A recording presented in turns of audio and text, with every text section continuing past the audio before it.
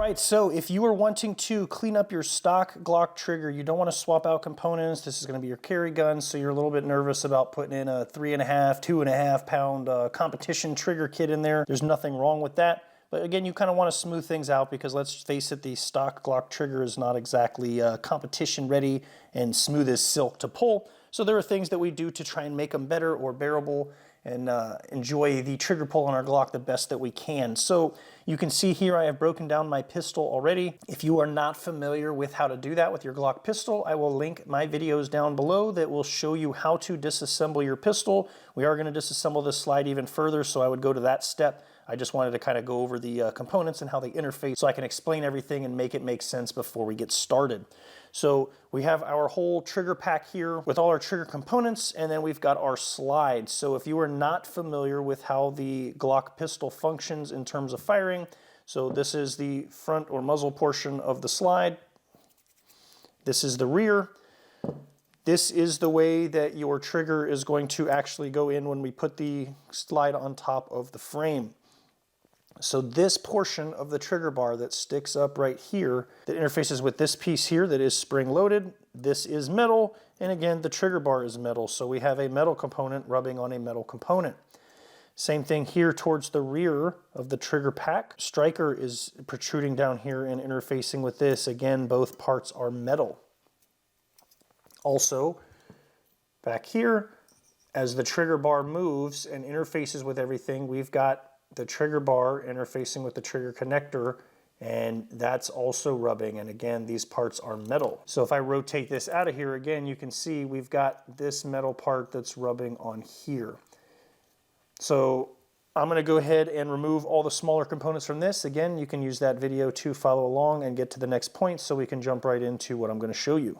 All right, so we have all of our critical, important metal components that are interfacing with and touching each other. And that's all we really need to focus on in terms of a cheap and quick and easy trigger job without removing any of the stock components. All we're doing is we're going to be polishing up the stuff that is here. Now, why is polishing and doing this important? Well, if we were to actually look at these metal components under a microscope, something like this is stamped, so there's very jagged, rough edges.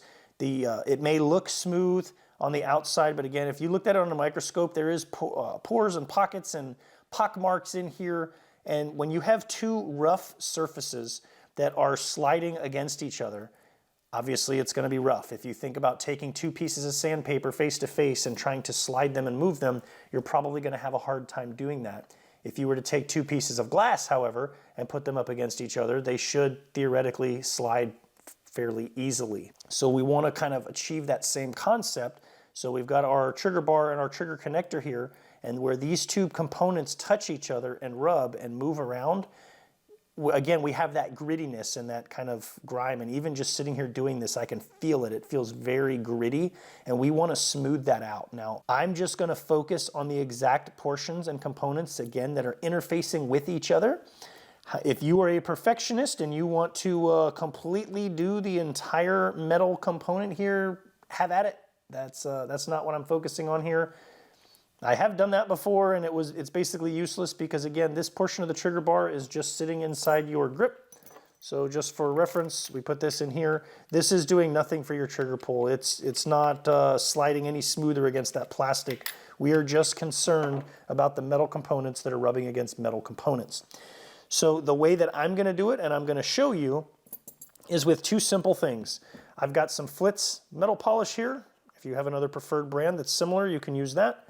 And I'm going to use a Q-tip, or multiple Q-tips more likely.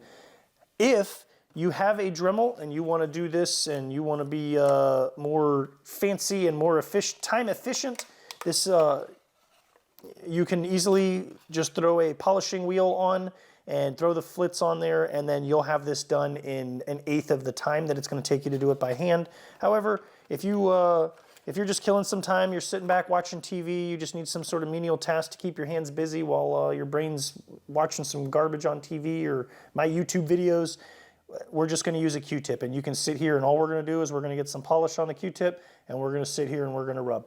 And it's very kind of, again, boring and menial and tedious, but we're going to just do that until we get a little bit difference in the metal there. So we're going to take a look at this piece just so you can see it. Hopefully it's showing up clearly on the camera. Let's do a kind of a before picture here so you can see hopefully what that looks like. And then we'll take a look at afterwards. All right, so I put some polish in this little plastic tray here. So I don't have to keep opening the tube, and it kind of started to separate a little bit, so I put it in there and mixed it up. So I just need, this stuff kind of goes a long way. I'm just going to put a little bit on the Q-tip. So since this is what we looked at first, we're going to focus on the portion where metal meets metal, and we are just going to put this on here and we are going to rub. Just get it nice and steady and just sit there and rub back and forth, rub in a circle pattern, whatever works best for you, and just kind of give it a nice little scrub down. All right, so you should hopefully be able to see a difference there now. The portion that I focused on up top is kind of starting to get that mirror polish look to it, whereas the rest of it's still kind of that grimy, dingy metal. The longer you do this, the shinier it's going to get. You don't have to sit there for 8 hours polishing it, but the more of, again, a perfectionist you want to be, you can either focus on, again, just the areas where the metal interfaces, or if you don't like the fact that that's two different shades or colors, you're more than welcome to go to town on the whole thing, but you're really not doing yourself any favors. Again, just focus on the part where metal touches metal. That's what we want to shine up so that those pieces get a little bit more slick when they're rubbing on each other. So I'll probably hit this for a little bit longer, and then I'm going to start hitting the other components. I don't think I need to bore you with showing me do the same thing over and over and over for an extended period of time. So when we come back, I'll have all of the parts again that the metal portions touch metal, and we'll talk about what to do next. All right, and so through the power of movie magic, we are back, and all of our parts, again, just focusing on the portions where metal interfaces with metal, we have shiny bits.